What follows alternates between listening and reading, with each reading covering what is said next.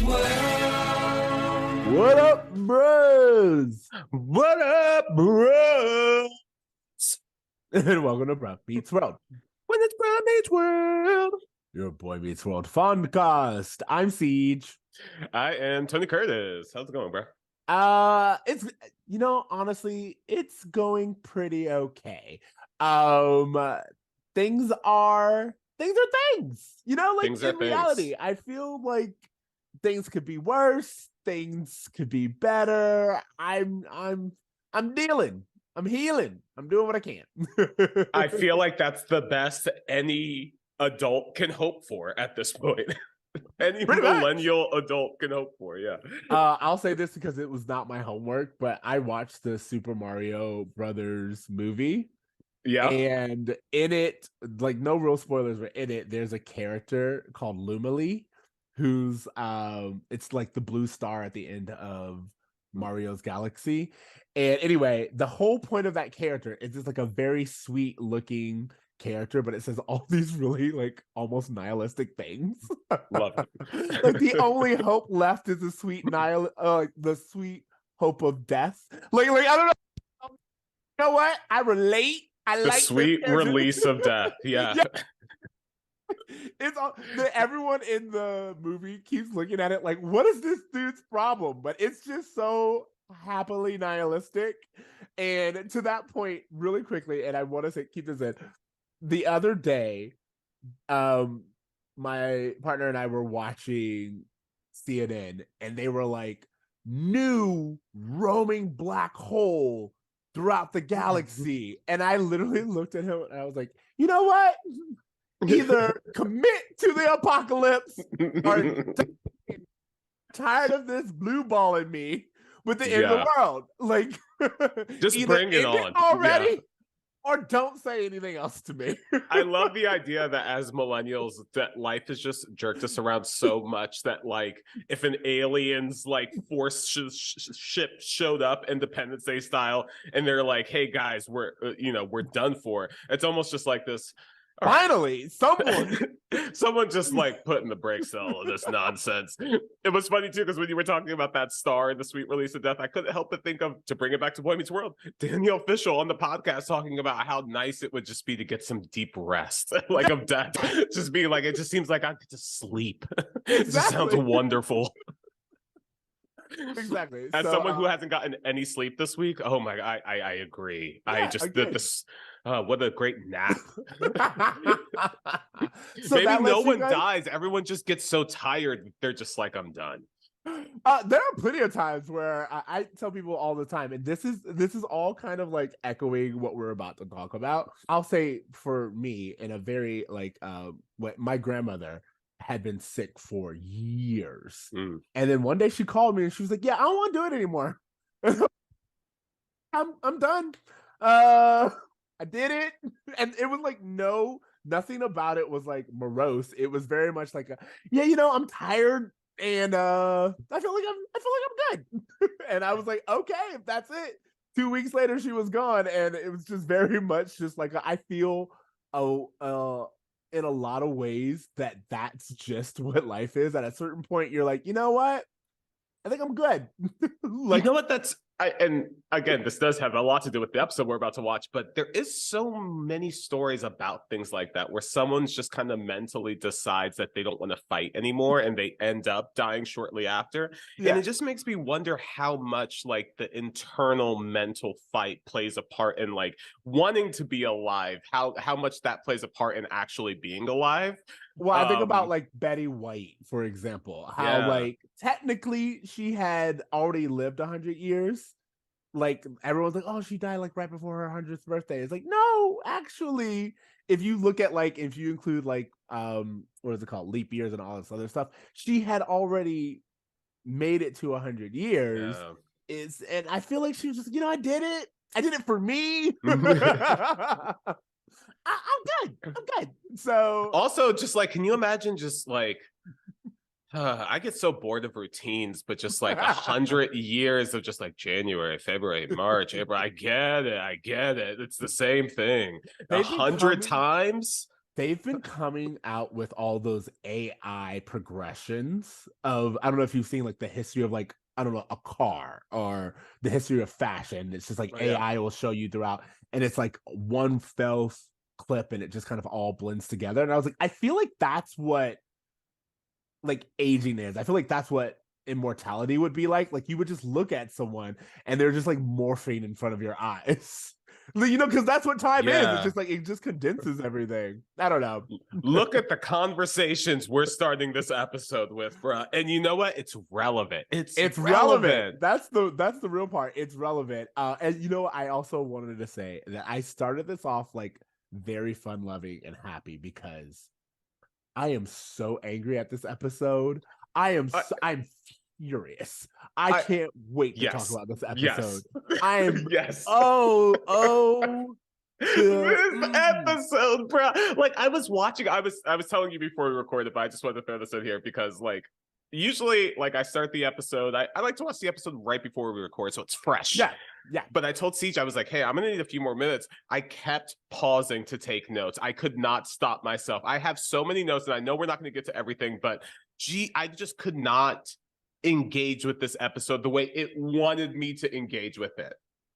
No, I Boy Meets watched World. this No. episode and I was like, I feel like I'm doing a disservice by not like noticing some of the acting or the language or like I know what it wanted from me and I refuse to give it to it because of the message of this episode and the execution of this episode. I'm very angry and I'm really excited to get into it. Are you ready to just jump in? Yeah, let's just do it. Okay, tell me about it. Tell us about it. Shit, the season's getting dark.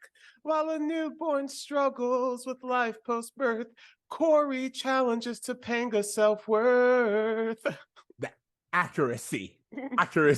Okay. For those of you who are following along, this is season 6, episode 17, Resurrection. While everyone anxiously awaits news about newborn Joshua Gabriel, Cory's continued self-absorption alienates Topanga, who now considers herself to be a full-fledged member of the Matthews family.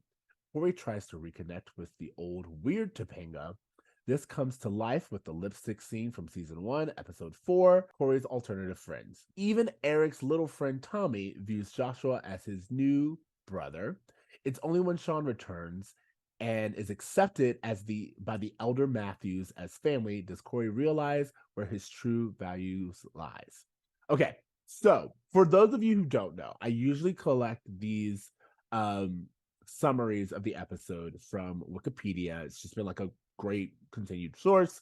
And I feel like this, both writing and how it's explained, perfectly encaptures this episode, which is that it's all over the place. And it also feels like everything about this episode is ludicrous. I cannot deal with how dark this episode and this season is. Can you imagine Friday night, right? You've worked all week. You got kids. You guys pick up a pizza. You come home. It's TGIF. Sabrina, she's up to her wacky hijinks. What's this, Urkel? He built a fun new robot. That's fun. What's going on Boy Meets World? Oh, a baby might be dying? What? How? Like, you know what I mean? Like, yeah, this is how dark this thing is getting in comparison to the landscape of the block that it was placed in TGIF. Like, we are getting to a place where I don't even feel like this has relevancy on TGIF anymore because of how dark things are getting. I don't mind it on TGIF because we've had very special episodes, very serious episodes. My problem is this episode does not handle any of its heavy subject matters well. It does none of it well. It doesn't really have a conclusion and or a point other than it's to me, it's an episode written out of convenience. It conveniently brings Shawn back. It conveniently solves Topanga and Cory's issues. Actually, it doesn't solve them. It just moves them along. It conveniently gives Alan and Amy a little bit of screen time and a little bit of anxiety around their newborn child, but it doesn't really touch on it at all.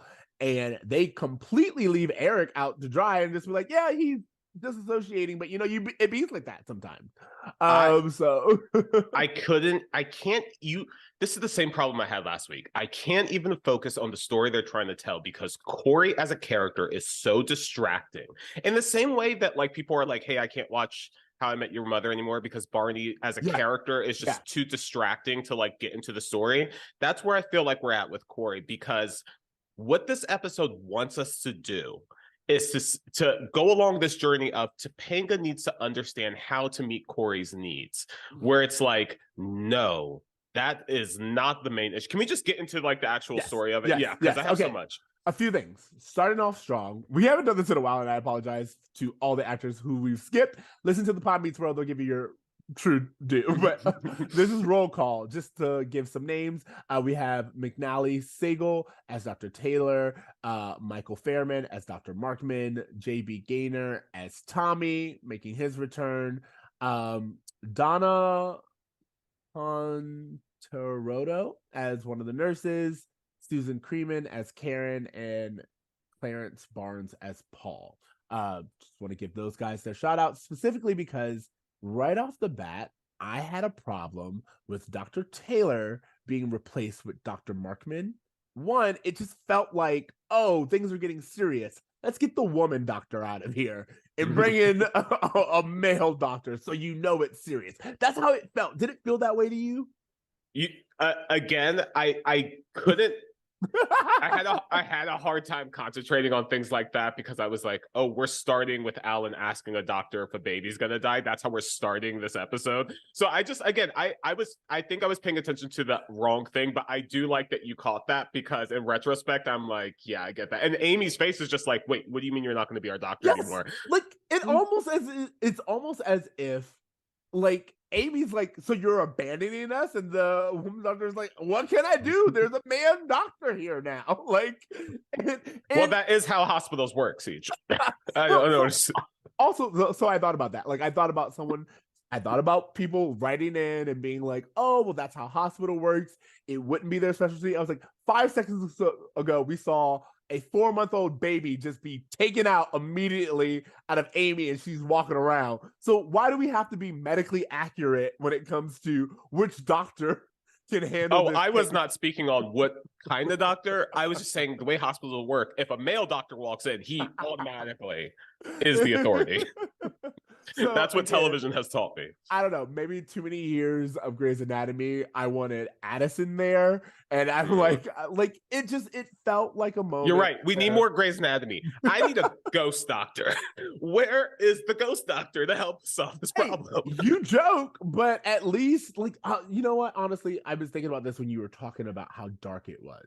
To me, I was like, oh, that's right. We're now competing with Melrose Place and we're competing with ER. No, this is 1999. We are past that. We are in the Dawson's Creek Buffy era. Like we are you're right. We're competing with these shows that are really dramatic with teens getting into dramatic issues. My whole thing is just this does not belong on the same lineup as Sabrina the Teenage Witch. Again, we have done so many serious episodes, and I feel like there's a world in which this dark subject matter works. But the issue is that they do not land any of the planes here. No. Like, not a single one is handled correctly. Not a single one is handled in a way that makes me think that this is a family. Like that you want to be a part of, that you want your family to watch. Like correct. Like that's what I'm saying. Like, all right. And Shawn even goes as far as to say something at the end of the episode where he's just like, this is the best family in the world. And I'm like, is it? All right, because let's just start. I'm gonna start off from like how we open up, which is Joshua. Yeah. And let's just because we're gonna get into Cory. I just want to talk about Joshua. So with Joshua, we get Alan and Amy, and I was like, okay, we're gonna get some Alan and Amy time. We're probably like we're meeting some of the other parents in the NICU, which I was like, oh, this is actually kind of like grounding a little bit, and it's like showing other families are dealing with this thing. And we just kind of skirt over everyone, and then with Alan and Amy, we get the doctor being like, hey, I'm gonna be a little bit real with you. I don't know what's gonna happen with the kid.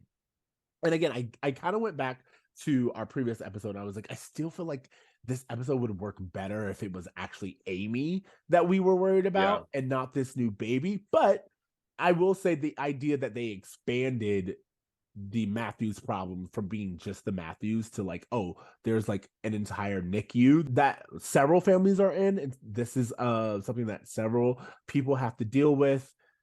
I kind of liked, but then we don't really go anywhere with these people. And then we get like the religious aspect brought into it. And I was like, I personally, for those of you who do not know this, I am not religious in the slightest bit. However, I feel like it's disrespectful to bring religion in only when you're in a hospital or when something tragic happens. I'm not saying that it's not true to America. I'm saying that it feels disrespectful to religion and God. Like to bring God in on this episode and like, God, help me out. Like they're the Matthews are religious again out of nowhere. It's like you never. I'm confused. This is the only way America has taught me how religion works is with thoughts and prayers. Were you taught something different? I'm confused.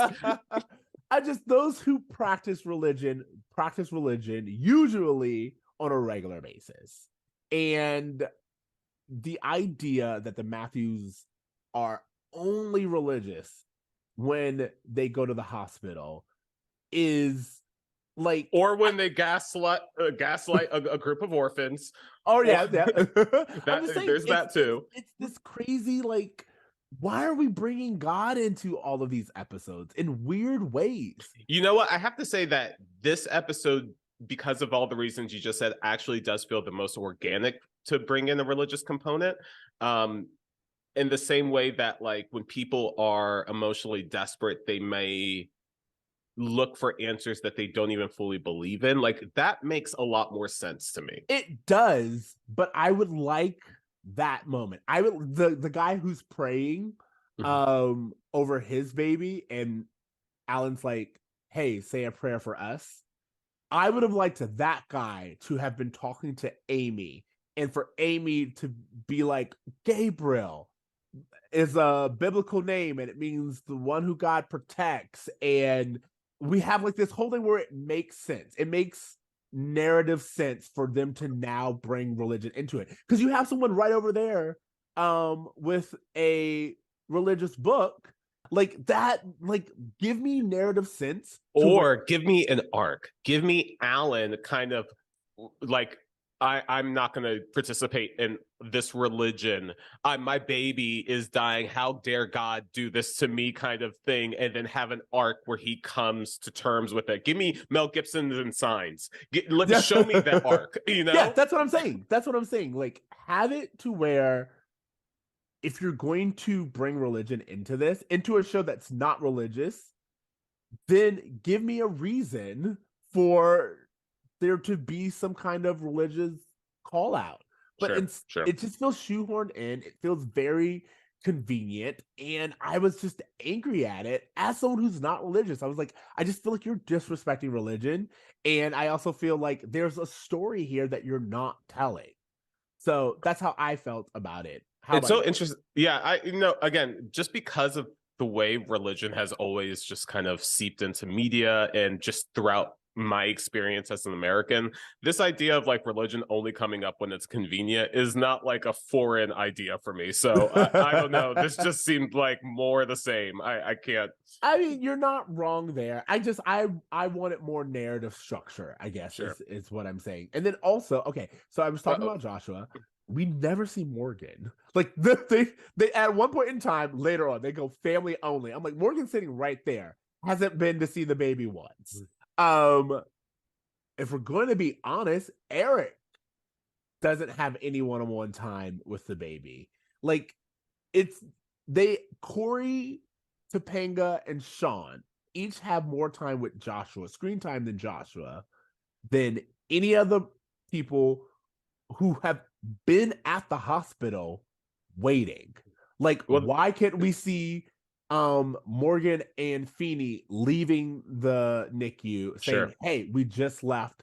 They have that line where Amy is like, hey, they think family should be talking to him. We just left him. You know what I'm saying? Yeah. Like, no, it's not gonna happen because they waste too much time on other Cory centered bullshit. This whole episode should have just been about the one story. Like, Boy Meets World is strongest, especially when they're doing a very special episode. I think about The Dangerous Secret, the one with when Shawn was seeing the girl who was abused by her father. There was no B story. They were like, hey, this is, I mean, you even think about the Cherry Bomb episode. There's no B story. They're like, hey, if we're going to do a special episode, let's devote the full 22 minutes to this one story. And when they try to do heavy lifting and split it up between multiple storylines, it always falls flat. We have to talk about Cory and Topanga. You can't hold it anymore. I cannot hold it in anymore. We get okay. So we're introduced to Joshua. We go to the waiting room, and we get right back into Cory and Topanga's bullshit. This motherfucker is still bringing up Valentine's Day. He's still not taking things seriously, and he goes as far as to say to Topanga, "You need to make me feel better about all of this." Absolutely. It's so frustrating. It's real fast because Cory, what the show is trying to say is that, hey, Cory needs to feel as though Topanga is there with him emotionally, meeting him, showing empathy and understanding what his needs are when even he is having a hard time articulating it because he's so upset. That's what the show wants us to believe. But what the show actually does is say, hey, Topanga, Cory is now uncomfortable now that he has to get out of the bubble of his own self. When he has to focus on anything other than himself and face any trauma, you, as part of his codependency, need to make him feel immediately better. And if you can't be the pixie dream, the manic pixie dream girl that you originally were for him in his imagination when they first met, then you are failing as his partner and you need to come through for him. And I'm just watching this episode like, wait, what? For real? I need you to stop. I need you to stop because I have to interject. Please, yeah. Hey, no, in no way am I disagreeing. I want to go somewhere. First of all, as you said, Cory says, I need you to make it right. And it's just like, that's above me. I don't know how to do that. But he's like, if you hold my hand, it'll make me feel better. And I want, like, that beginning scene is so important. And I want to talk about this because I had paused the scene and I asked my partner to come in to watch it because my partner and I have had very similar situations to where when things are really stressful in his life, he will focus completely on us. Like, doesn't matter what it is. There could be so many things going on, but when he's stressed, our relationship becomes the most important thing to him. And I don't mean like, oh, I am valued. I mean, like, he's like, are we on the same wavelength? Like, how, like, you did this thing the other day that was like really bothering me. Can we talk about that for 10 minutes? And I'm like, what are you doing? Like, you have now used me as a proxy. Like, there are lots of things that he needs to talk about in therapy. And he'll come out and be like, I spent my entire therapy session talking about us. And I'm like, why? You have major life events that you should be talking to your therapist about, but you want to talk to me about those life events instead, which is why you prioritize us. And I get it. And I asked him about it. He was like, well, what it is, like specifically when Cory was like, take my hand, because my partner says that all the time. He was like, what it is you recharge me. You help me get through it. And I know that if we're good, then things will be okay. And I was like, I appreciate that. And I think that that's really important. And as a partner, I want to be that for you. However, as Topanga says, and I wrote it down verbatim, I don't like when you use us to hide from the rest of life. Yeah. And I was like, it's so important. And I feel like someone's wife said this, and this was someone like, this is one of those writers being like, let me explain to you why you're wrong. Yeah. And I just, the entire time I was like, but she's not wrong, and this has to be dealt with and talked about. There are Can I go ahead. Yeah, I just want to, because there is actually scientific research that shows that when people are experiencing anxiety or stress, if they have a partner who holds their hand or rubs their back, that there's a significant decrease in stress levels. Like, there is evidence to that. But the problem is that that's not what this episode is about, because Cory's real need is not for Topanga to give him emotional support. That's not it's being asked. And the frustrating thing for me is that we have been having this conversation for a while now about how Topanga is just a completely different person than what she started. And the show chooses this moment to actually bring it up. It's not in the way where it's like, hey, Topanga, you've lost a sense of yourself. Get to know yourself better so that you can better yourself better, so that you can have development for you. Get to know yourself outside of Cory, to reconnect with those quirks that made you you. It has nothing to do with that. You need to become a different person to make Cory better. If you've moved on, if you've matured past that, you need to regress to make your boyfriend more comfortable. And that's the thing that's so frustrating. It's like, if you're gonna bring up Topanga changing, why not have it be about Topanga? It's not. It's just about Cory. Yeah, thank you. Perfectly said. And what I want other people to understand is there's a difference between support and distraction. And it's not that he needs Topanga's support, it's that he's using Topanga as a distraction.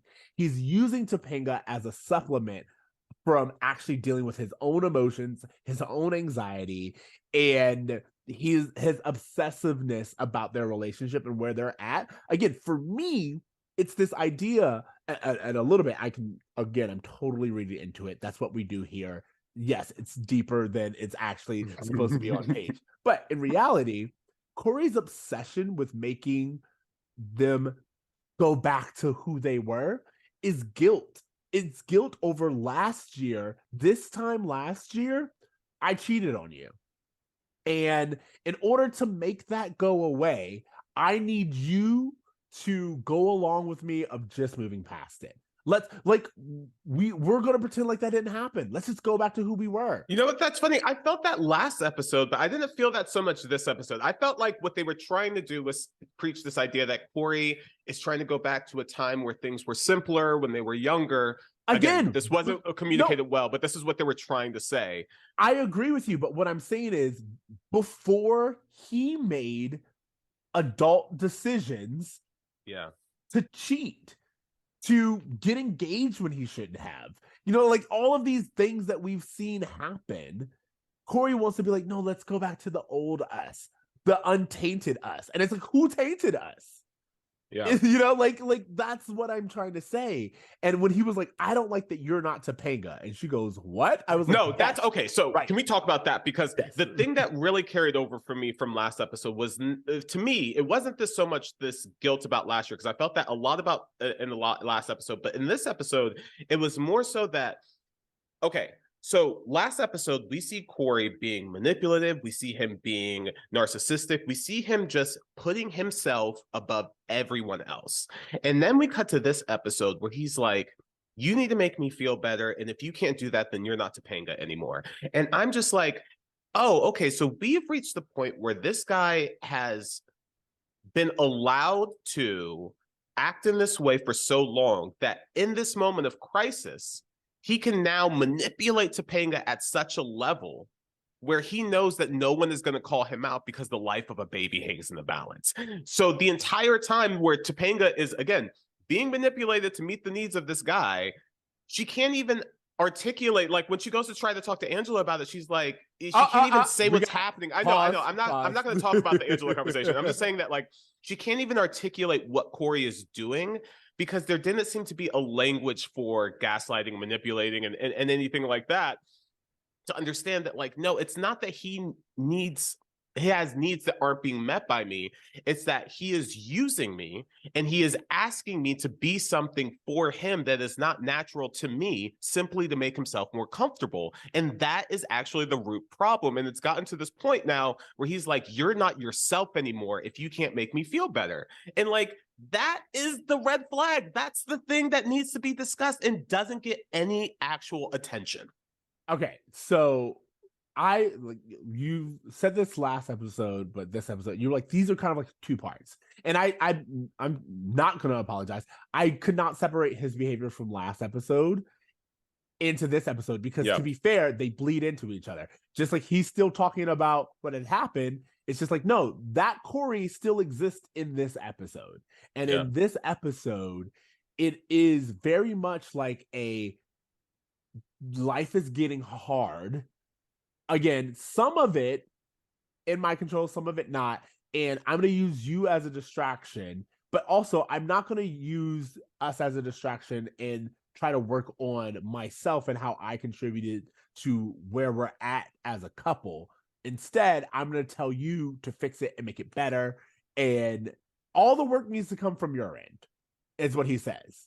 And the idea of him saying, you're not that manic pixie dream girl that you used to be, and Topanga being taken aback, I was like, okay. For a second, I was like, all right, we're going to give Topanga a moment to talk about how she doesn't feel. She goes, I don't know how to get back to being that person. And I was like, okay, we're opening a door here of Topanga being like, yo, I don't even know how far I've fallen from this. I used to be a very optimistic person. I used to be very one with nature. I used to be someone who looked on the bright side of things and could be there. But after my parents moved to another state and I gave up Yale to be engaged, and my boyfriend / fiance cheated on me, and college, by the way, I'm just in college, like in general, and I'm growing up.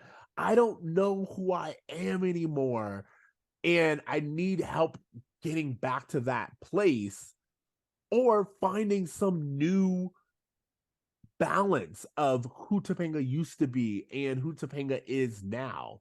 That's a great storyline. And instead, we steamroll right over all of that.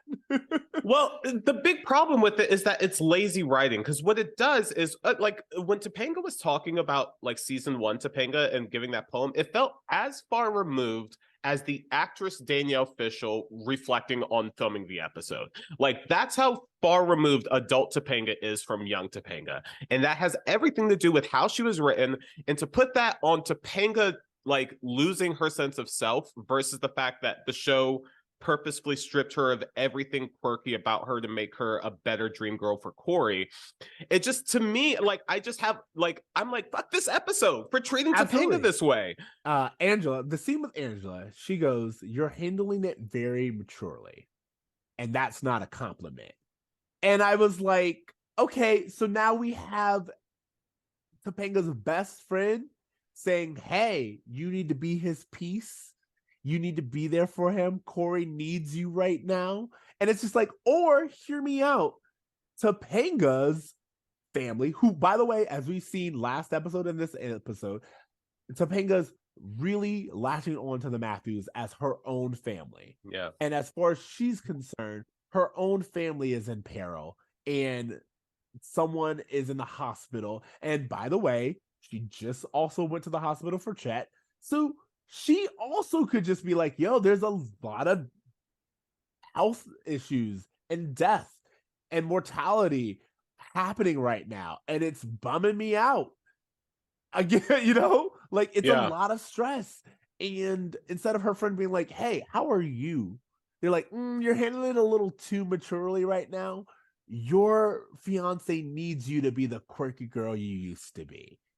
That's just like, I had a really hard time understanding Angela. And that's why I was like, I don't think Topanga is telling the story right. I don't think she's adding in all of the components of what is happening between her and Cory for Angela to understand that it's so much more than, Cory needing a break. Because here's the thing, like in the Everybody Loves Stuart episode, they go through the serious crazy like adult confronting thing, and at the end they're like, oh, let's go get ice cream. Like there is a very natural like urge to do something that feels comfortable and childlike when you have a really extreme moment.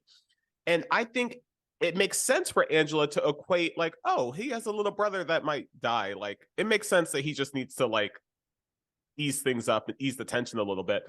But again, Topanga's not saying, hey, it's actually not just about that. It's actually the fact that every time that something bad happens in the world, Cory uses me as the thing that needs to keep him sane and keep the world together. And it's a lot of unhealthy pressure on our relationship for me to be the thing that keeps this boy stable. Like that's not being communicated at all. It's not. Well, so like it's crazy because you and I can see it. It's like it's there, Yeah. but it's not being said. Like this idea of like without you, all he has is reality.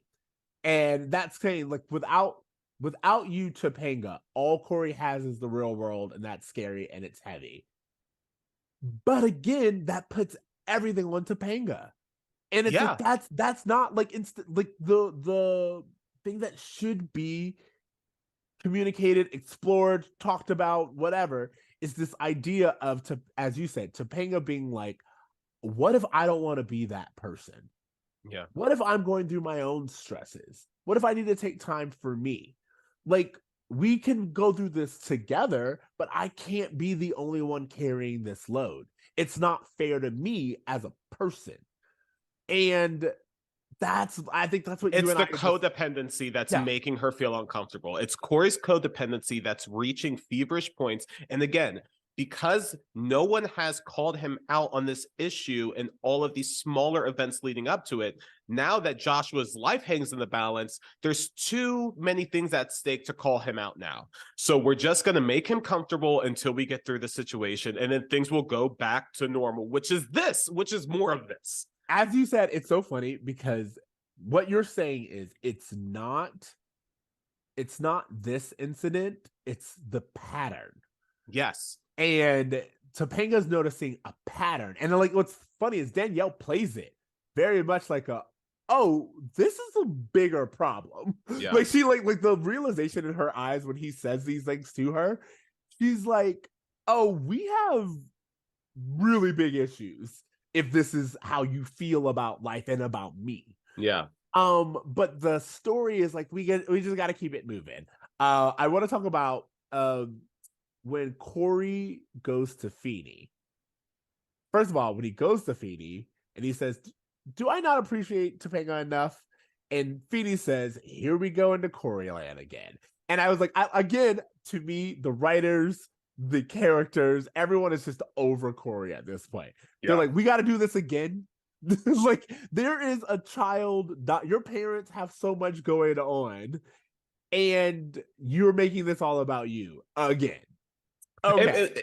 It's so strange the way that like Cory is saying like, I'm going through this alone. Like I need Topanga. Without Topanga, even Angela's like, without you, he just has reality. But like Eric's doing this without a partner. Morgan's doing this without a partner. Like Amy and Alan are together, but they're struggling probably more than anyone. So Cory has people he can go to for support and to grieve with.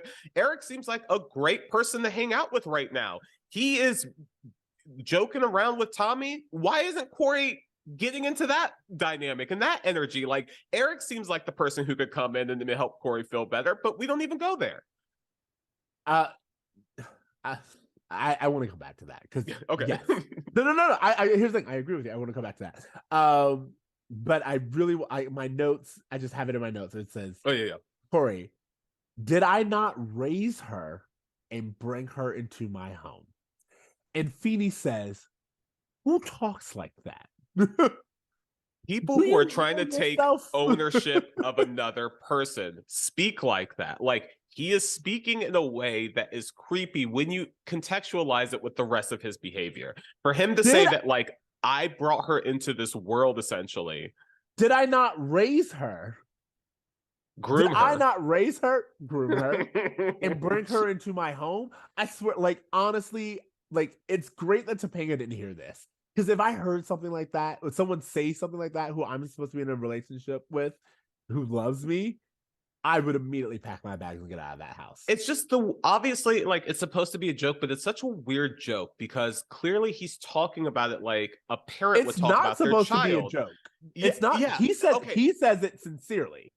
He says it I sincerely. I read it as a joke because when thinking about the show, this whole joke that Cory is actually like an 80-year-old Jewish man, like that is a joke that has been played throughout. To when he said that, I thought that's what they were playing on. But the reason why the joke is weird to me in any aspect is because it's the way a parent talks about their child. And if he thinks about Topanga as a child rather than his partner, then that's where the root of the problem is starting to lie. You know, we're starting to get into the thick of it with that statement. But like I said, there's this disconnect between the joke that is Cory as an 80-year-old man and the reality, which again, Feeny is like, who talks like that?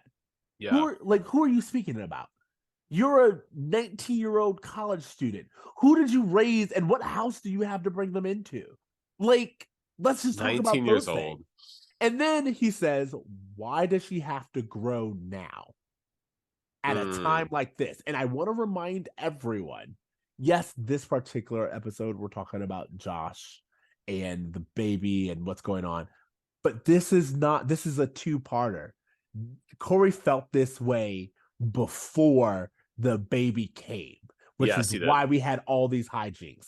And the idea is, why does she have to grow now at a time like this is actually, to me, more of a bigger problem of Cory being like, Topanga is growing out of the manic pixie dream girl that I knew, that I was attracted to, that would help me distract myself about everything else that's going on. And as I am in college and having to deal with the real world and all this other stuff, it's an inconvenience to me for her to be growing right now. I need you to stay stagnant until I figure out what I'm doing, and then you have the freedom to grow.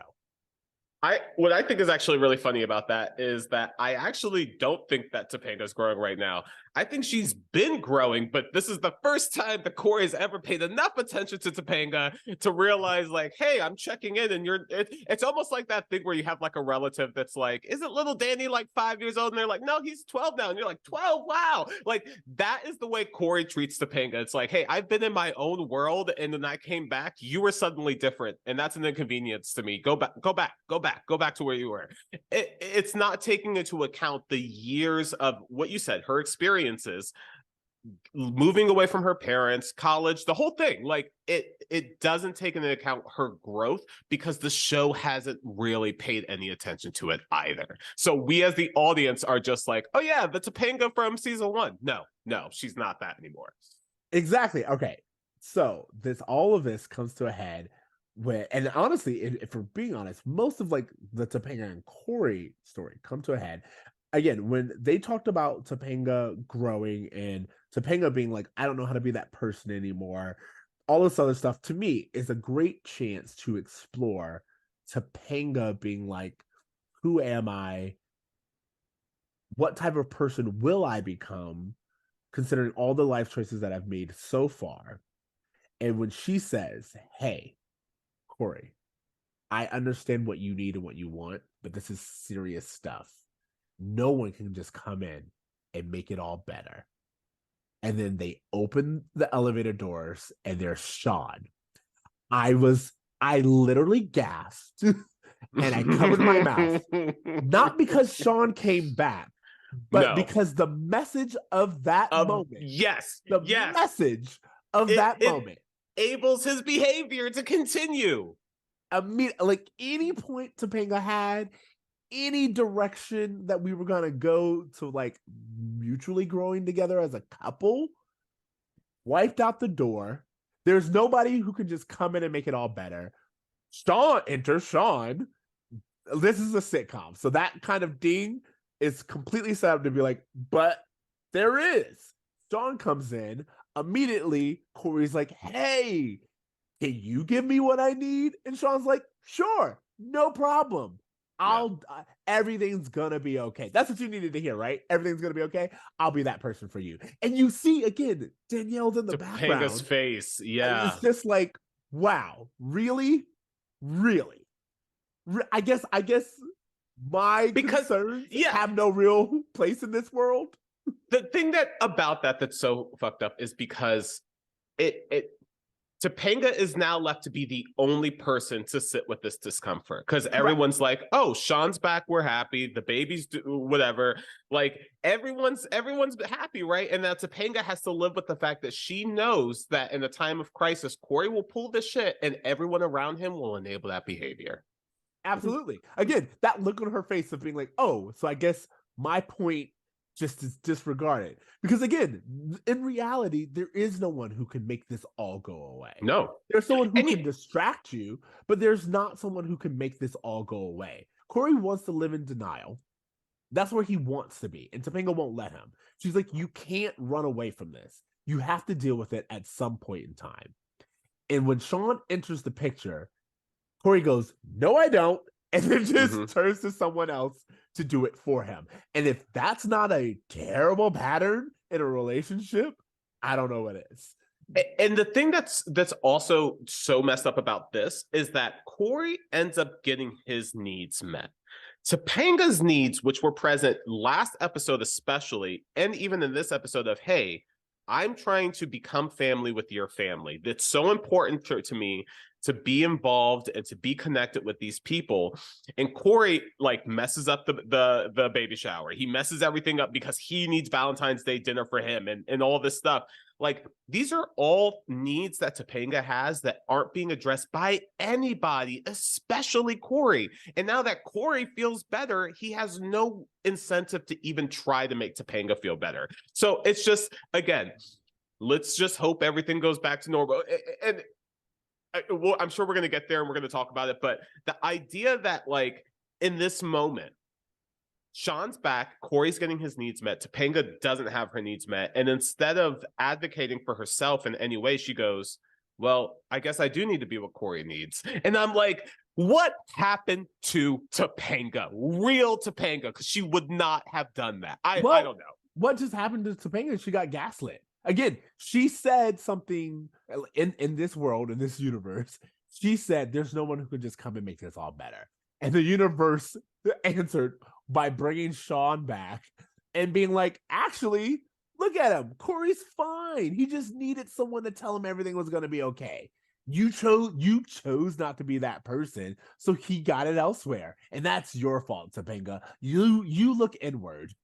And it's just like I wonder how women felt watching this episode in the 90s. Was it so, well, like was it so like yeah, was it so usual of 90s sitcoms or 80s sitcoms or whatever? Had it been so ingrained with media at that point that women couldn't see that how Cory was an asshole? Or like I'm just curious how the public perception was at the time, or even in 1999 or whatever, was this being like, oh, Cory's ridiculous? I would be so curious to find that out. I honestly, like, personally, I personally am done with Cory this episode because Cory deserves nothing. Yeah. In general, I completely forgot about the baby shower of it all last week. That's what I mean. It would be something different if Cory got his needs met, and then once like the stress of everything calmed down, he went to Topanga and he was like, you know what? I was in a really high stress situation. I can see how I acted, and like let me spend some time like trying to meet your needs. Like if there was just something like that, that would just give us some reason to empathize with Cory. Oh, or some reason to empathize with Cory, or as you said, having Angela just come up and be like, "Hey, you tried," like to Topanga being like, "I'm here for you, girl." Something like. That's what I mean. They're not really friends. Like they keep trying to convince me they're best friends, but when? You're right. This friendship happen? I agree with you. I'm saying that this is what they want us to believe, and especially when Shawn comes back, Angela is all about Shawn. She can't take her eyes off Shawn. She's just like, oh, look at this. He's come back, and he is so insightful and he's helpful. And I'm just like, I can't with this series and the writers and just the way that they disrespect women. Like Amy just had a baby and there's literally none of Amy's baby being in the NICU, and she gets like maybe 5 minutes, if I'm being gracious, of screen time to Yeah. even deal with it. And even when we are dealing with it, it's Alan being like, I just want to say a little prayer for all little babies. And Alan is the one who we see the story around, and not Amy, the woman who just had the baby. Like, it's so upsetting, and it's hard to get past. The Do you have way anything I'm else? telling you, the way Amy is treated, the way Topanga is treated as main Morgan's cast ignored. members. Yeah, Morgan's ignored, but I'm saying as main cast members, for them to still at this point in the show just be tools for the men around them is so upsetting. And like real talk, like season 6, yo, like this season is a turning point for the show. And I could see why viewership would go down in the college years. I can see why, because it's not just like even in the past when we've had very special episodes, it was like 1 or 2 a season. Like this was a 2-parter. We're just coming off of Chet dying. We're just coming off of Everybody Loves Stewart. Like this season is heavy with episodes, and it's too much. I don't know. I think the issue is not that it's too heavy, it's that each of these episodes are not being dealt with the way that they should be dealt with. Yeah. Like if we think about something like Wake Up Mr. Cory or whatever, like heavy episodes. Wake Up Little Cory. Yeah, yeah. Wake Up Little Cory. Where heavy episodes dealing with very serious subject matters, but they have a story arc, beginning, middle, end.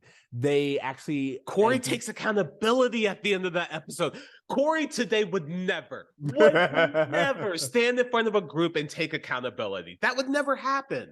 That's what I'm saying. Like there was lessons to be taken away, and at this point in time, it's just sitcom, right? Yeah, because it's heavy episodes without the characters being better off because of them, without any development. Yeah, and that's where I think the exhaustion's coming from. It's like, man, you fumbled again.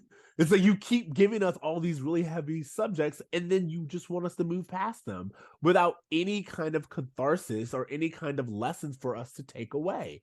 Other than why wasn't Topanga there for her man? I want to talk about Eric, but do you have anything else to say about this? No, I just want to quickly say one thing about Shawn before we move on to the Eric, Jack, and Rachel Love It All, which is that the one thing I felt like this episode did right was Shawn coming back, because I feel like that actually, Shawn's arc makes total sense. He's the first one to be like, hey, my dad just died in this hospital. I'm back here again. Like he's acknowledging it in a way that Jack isn't. Like he comes in with all this insight. I was trying to run away, but I realized that family is the most important thing. I'm back here. Now you're part of this family. Like you got to come through. Like it hit, like Shawn landed the jump. You know what I mean? Like he did such a great job. And I feel like what they did with his character and bringing him into the situation works really well just for Shawn. Absolutely. No one else's arc or journey really amounts to much. That scene with Shawn, when first of all, like if what we're saying is family, if that's what we're selling, if that's what this is about, then Shawn coming back and being like, hey, I went out of town, and let me tell you, don't go out of town. Stay here with the people who love you. Amazing moment. Beautifully done. By the way, he's family. You know, like family only. He is family from Alan. Great. Oh my God. Perfect execution. If the whole thing was just a tool to get Shawn back and make Shawn realize what family is, and the importance of being there, and what you miss when you're not there. Like, again, I would give this episode 10 out of 10 because they do land that. But it's thrown in in the middle of all this chaos. And you're like, why is this beautiful moment surrounded by all of this nonsense? Because of all of the, like, it's so congested.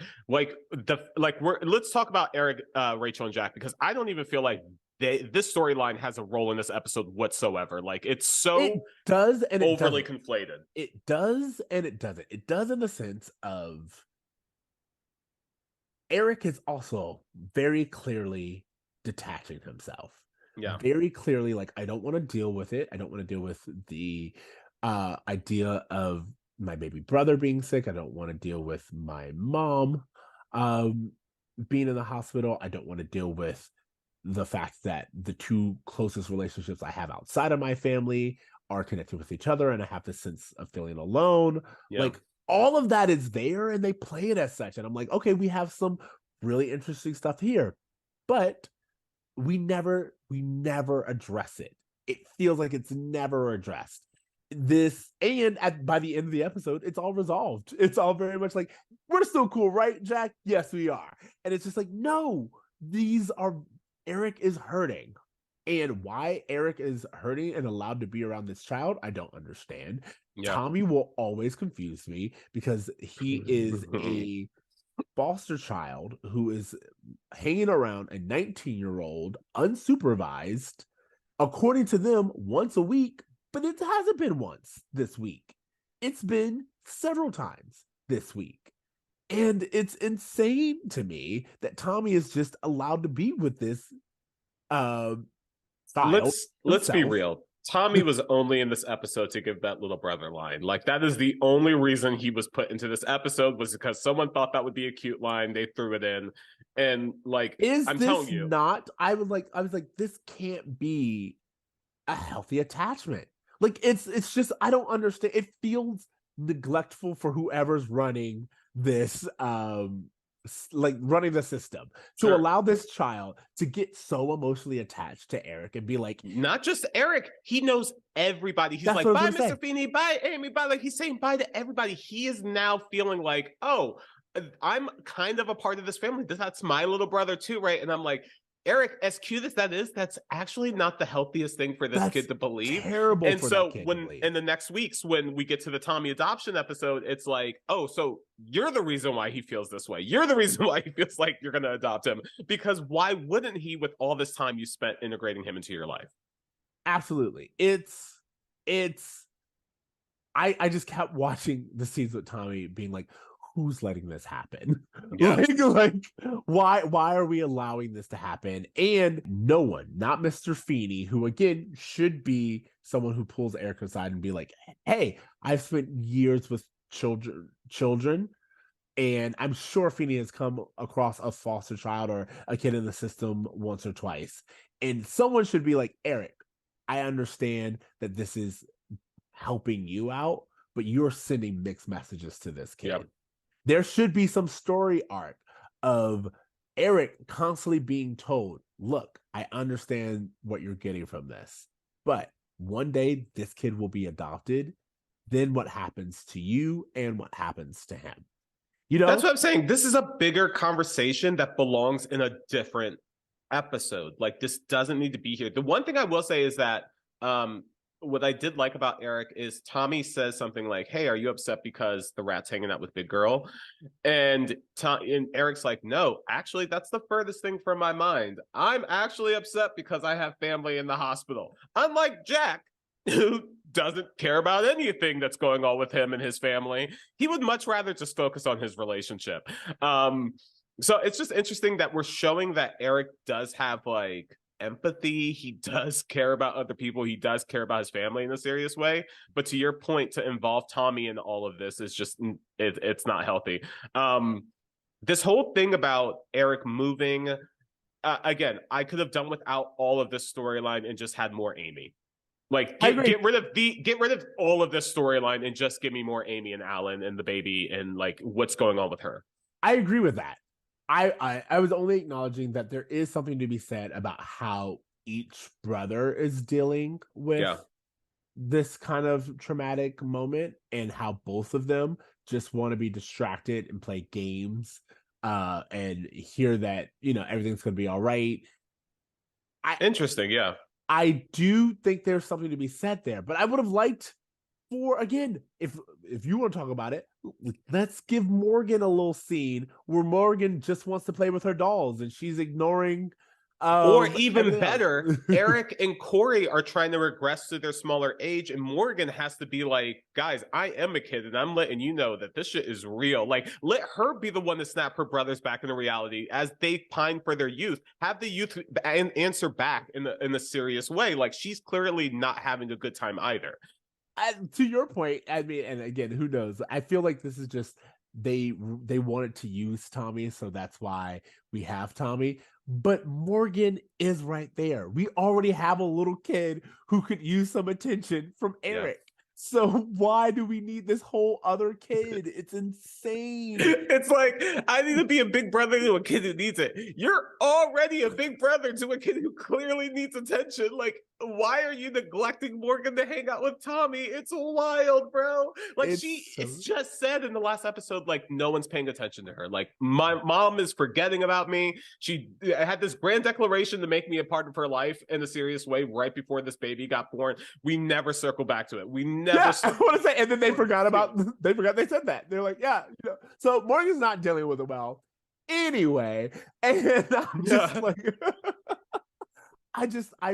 if we wanted to make this episode balanced, I think the idea of showing where each Matthews character is and how they're each dealing with it, and having something like each of them kind of detaching themselves and being like, I don't want to deal with it, and Shawn coming back and being like, hey, family's the most important thing right now, and then them all realizing, oh, I was actually, all of them were being avoided, and Shawn comes back and being like, hey, I was avoided, listen to me as the voice of reason. He gives that like that Vin Diesel family speech in the middle of the emergency room, and all of a sudden all the characters come back to Earth. That's how great is the way that? to do it. That's a good episode. That's a great episode. Thought about it. But instead, I'm so sorry to whoever wrote this episode. I'm sure it went through many rewrites, but this episode was so infuriating. It was so infuriating. And it was infuriating not because the acting's not good and not because the individual scenes don't click. It's because when you put all of this together, especially if you put all this together season-wise, this episode just has you being like, what are we doing? What are we doing? There's one last thing I want to say, which is a plot device that I actually think works really well is Eric moving out. Again, I don't think it belonged in this episode, but whatever it was.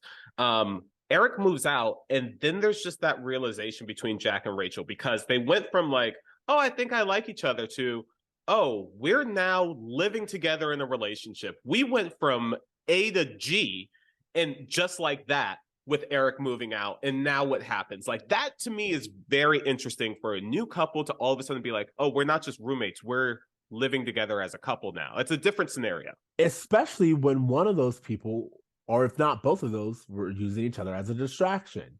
Yeah. So this idea of, hey, I just want to use you as a distraction. Oh, shit, I'm in an accidental relationship?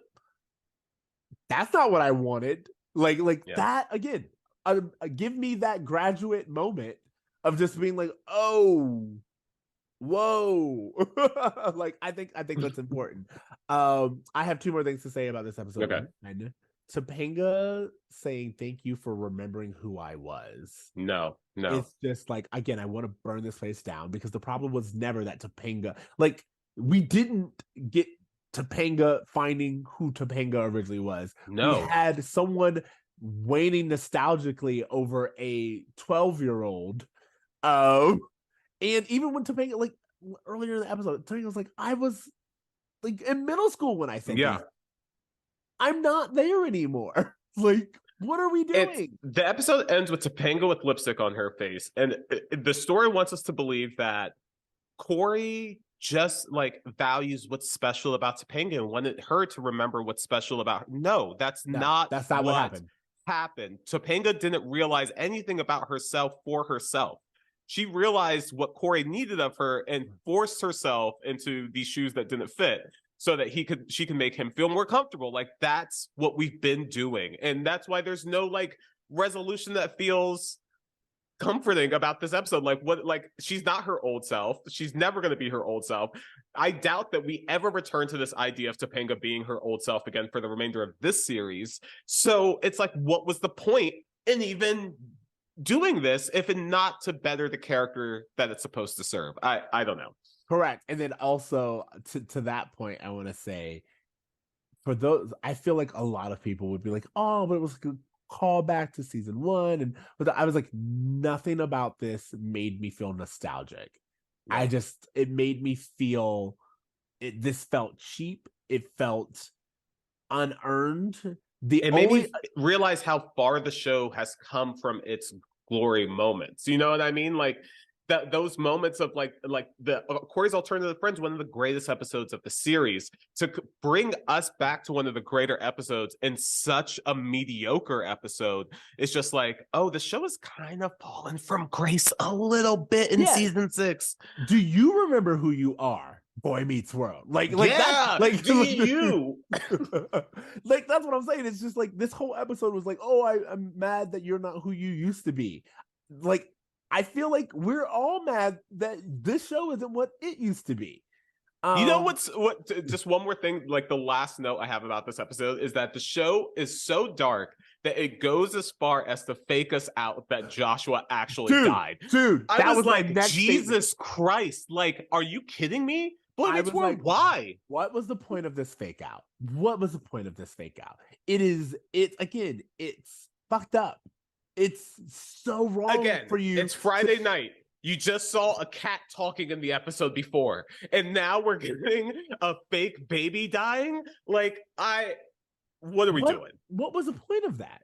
What is the point of showing us this empty NICU bed, making us believe, showing us Alan looking distraught, and then be like, just kidding, you guys, baby's fine. It's just, what? And then we end with just the other babies in the NICU. And it's like, what are you trying to say? Dude, it's okay. Wait, hold on a second. Okay, so it was Two of a Kind, Boy Meets World, and then Sabrina. So between the Olsen twins and the talking cat came this episode. I'm just trying to contextualize what a Friday night with this episode would have been and the waves that you would go on emotionally to try to keep up with everything. Wow. It's, again, I was so frustrated with this episode. That's it. You have anything else you want to say about it? Nope. Again, I will say this. Danielle's acting, amazing. Great. Writer nails it. Will, also the comedy and kind of like that balance and all of it, really good. Tommy, you know, can I just say something? Because you're doing the same thing I'm doing, where it's like Topanga, Shawn, Will. At this point, Eric has become Will Friedle to such a point where I subconsciously am just calling him Will all the time when I watch the episode now, because he is not Eric anymore. Like, Eric from seasons 1 through 3 feels like a different entity than the Will Friedle that I am clearly seeing in season 6 and 7. Not that they're writing him worse, but he is just merged with this character so much that it's hard to separate him. Well, I also feel like Eric is emotionally intelligent, but a goofball in the later seasons. And I think that is only because of Will's performance, that we still get that emotional intelligence that's in this character. Sure. And kind of like, again, this kind of sadness behind the jokes. You know, like, Tears of a Clown. Yeah, it's very much that. And so much so that I feel like, again, with Rachel and Jack, they both just kind of look at Eric almost with pity, of like being like, this dude you're so sad. And you just need to do all these things. And we understand that this is what you need to do in order to take care of you, but it doesn't make it not sad. So again, I wanted to call out some of the performances, because I think that the performances are done really well. I feel really bad, because I feel like even if Cory is written so poorly that even if Ben is acting well, which I think he actually is acting well in order to make Cory be the Cory that's written, it's just the problem is he's playing a character that's just unwinnable. Like, he no matter how he plays it, it's like, because of the way it's written, it's always going to come off and like leave a bad taste in your mouth. And even now, I was like having a hard time complimenting Ben's performance, because I disdain Cory so much in this episode, but I could only disdain him that much if Ben was doing a good job. So I don't know. And to that point, I was going to say just that. I was going to say that like Ben is doing a very convincing job of being that type of person. The type of guy who is so self-centered, but also considers himself a nice guy. And I feel like it's so funny because when we started this podcast, I never thought of Cory this way, but Cory is right up there with Ross Geller and Ted Mosby. Zach and Morris. all of these. No, not Zach Morris. What I'm talking about, Zach Morris is a douche of a character.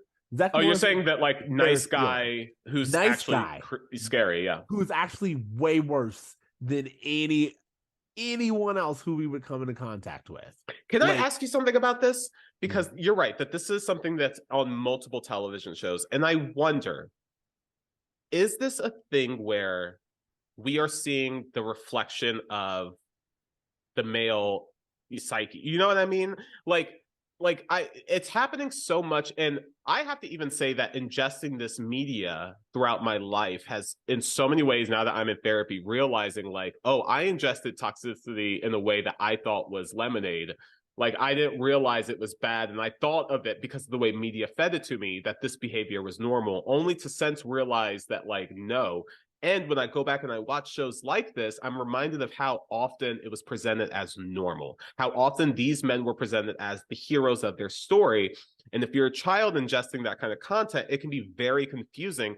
And I wonder, is just a cycle? The writers of Boy Meets World were the disciples of the writers of Happy Days, which were the disciples of writers of vaudeville, which were, you know what I mean? Like, it just keep going back to the way that men are trying to write themselves into the world. I don't know. Like, there just seems like there's something interesting. To answer your question, yes. And most people will tell you, and most women will tell you, that a lot of writers consider themselves a nice guy. And what we're seeing is there's like a whole bunch of content that people are realizing that what we're seeing and what we've been seeing for like the last few decades are all of the guys who weren't like the jocks and weren't like the we're seeing all of these people who weren't the quote unquote meatheads who considered themselves nice because they weren't so overtly toxic.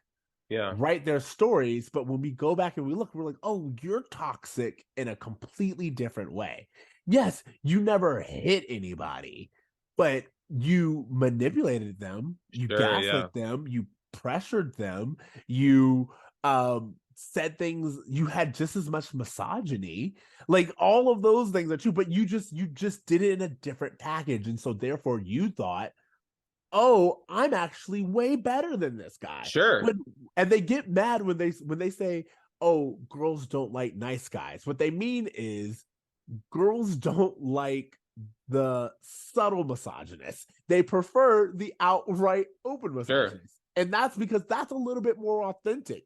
At least this person knows who he is and is owning up to it. Your version is very subtle. It's very creepy. It's a lot more dangerous because it's harder to call out. Up until 2014 was presented as normal, acceptable, and even preferred behavior for men in media throughout our entire lives. For the most part, this was seen as like, these are the guys you want to end up with. These are the guys that girls want to end up with, is the Cory Matthews of it all. But to your point, what we're seeing is people who are writing themselves to be nice because they want to be seen as nice versus being actually nice, which is the difference between Cory and Shawn.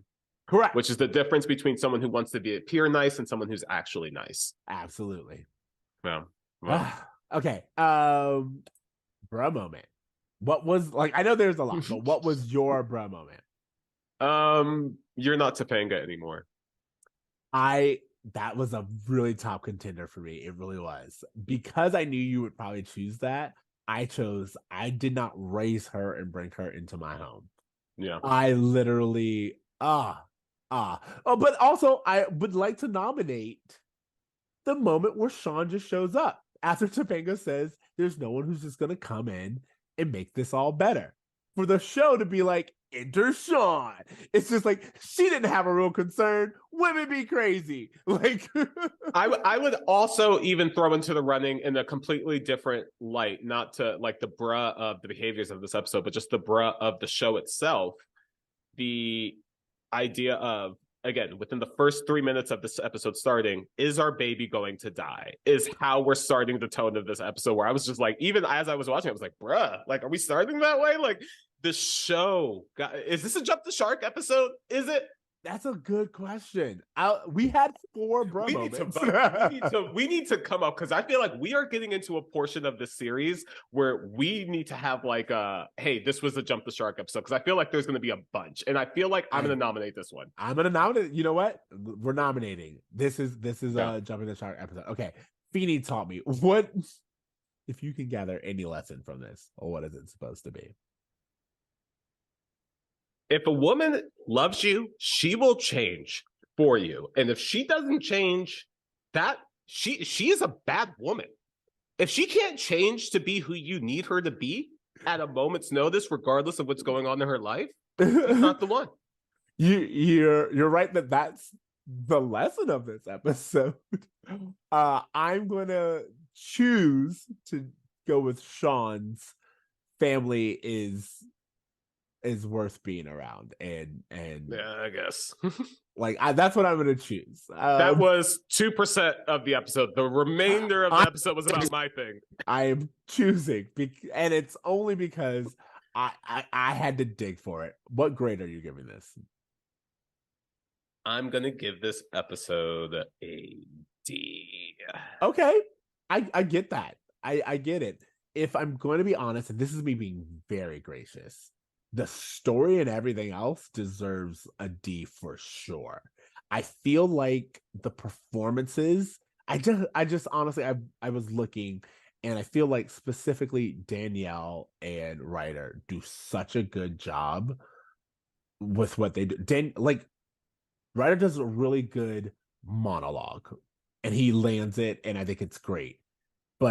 And to see him like be that serious, but also get the comedic timing of those two will grow on you and like all this other stuff, I wanted to applaud that. It did feel like when he came back, like, oh, that's what was missing from the show. Like correct.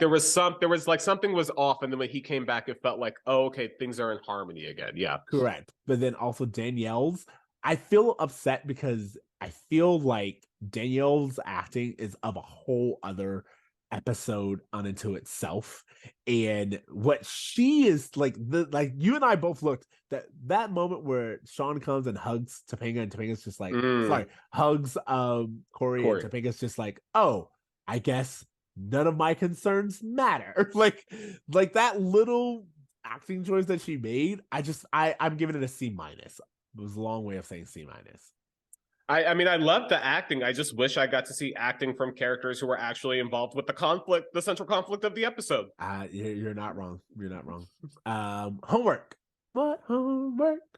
Okay, so I mentioned this to you prior, but I had the fortune of going to an Alan Menken concert last week. And for those who don't know who Alan Menken is, Alan Menken, I've been wanting to see this motherfucker live my entire life. To me, he is the Paul McCartney of Broadway. He has... Okay. This is the guy who is...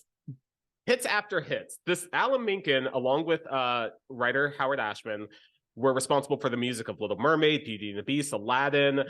He went on to do Hercules, Tangled. What's the one with Amy Adams? I knew it 5 Enchanted. Seconds ago. Yeah, Enchanted. I literally knew it 5 seconds ago that you asked me, and I was like, done. But keep going. Hunchback, yeah, Pocahontas. Like, this guy is just incredible. So I was able to. He came to LA last week, and he did a just concert where he played piano and he told us stories about how he created the music for all of these movies and everything.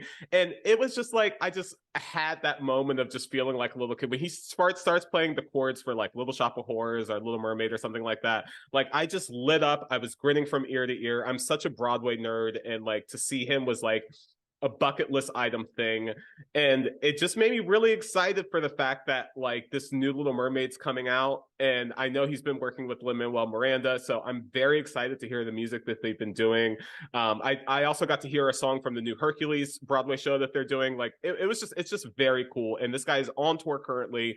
Get a chance to see him, because this is like one of those like it's like Tina Turner going on tour. Like, you never know when you're going to get a chance to see a legend. And to me, this dude is like up there with like living legend status just because of the way he's influenced all of our childhood. So if you can't go see him live, then definitely just go back and revisit your Disney soundtracks, because they are as incredible as you remember them. So that's so my homework. fantastic. I love it. That's a really good one. And I feel like if not him, that definitely his music is kind of like just getting its due every day on TikTok or something. I just see people fangirling over these soundtracks, and he's like a comic guy. That's what's so cool about this dude, is just that you know him even if you don't know him. Like when I say Alan Mink and people are like, who? And then I'm like, well, you know the Little Mermaid and Beauty and the Beast, and you're like, oh, the greatest songs ever made for my childhood. Yeah, for sure. I know.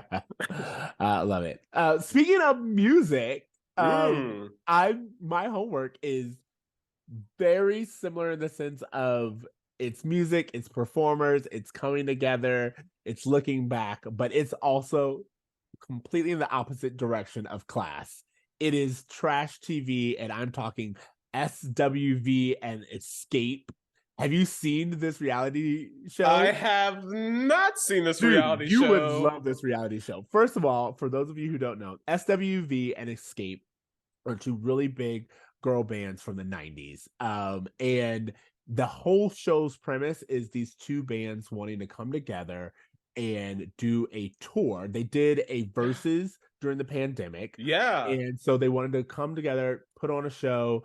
And the tension is you have SWV, who's like this really class act. They're sisters with voices. Like they have the hits and the singles and all this other stuff. But then you have Escape. And Escape, their band members, including Candy from the Real Housewives and Tiny, who was married to T.I., they're pure drama. Everything about them is chaotic and drama, and there's this whole storyline of one of the sisters from Escape stole the other sister's money, and there's like all of this chaos. But then also you have like Escape being like, we have the fans and the recognition, and SWV being like, but we have the hits and the catalog.